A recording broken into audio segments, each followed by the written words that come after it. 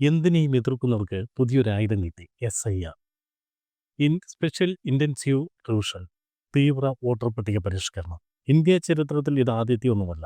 2002 ഇതിനു മുമ്പ് കേരളത്തിലും SIR നടന്നിട്ടുണ്ട്. അന്നൊന്നും ഉണ്ടാകാത്ത വിവാദങ്ങൾ ഇപ്പോൾ ഉണ്ടായിക്കൊണ്ടിരിക്കുകയാണ്.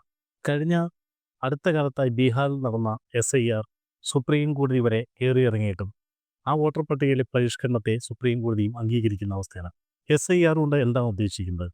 തെരഞ്ഞെടുപ്പ് പ്രക്രിയയുടെ ബ്ലൂ പ്രിൻ്റാണ് വോട്ടർ പട്ടിക. ആ വോട്ടർ പട്ടിക പൂർണ്ണമായും ശുദ്ധീകരിക്കുക എന്ന പ്രക്രിയയാണ് SIR.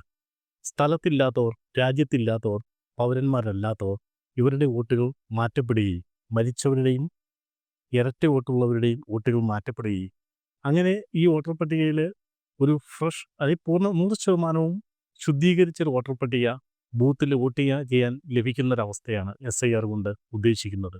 ഇത് ഇന്ത്യൻ ജനാധിപത്യത്തിനും അനിവാര്യമായൊരു പരിഷ്കാരമാണ്. ഇതിനെയാണ് ചിലർ എതിർക്കുന്നത്.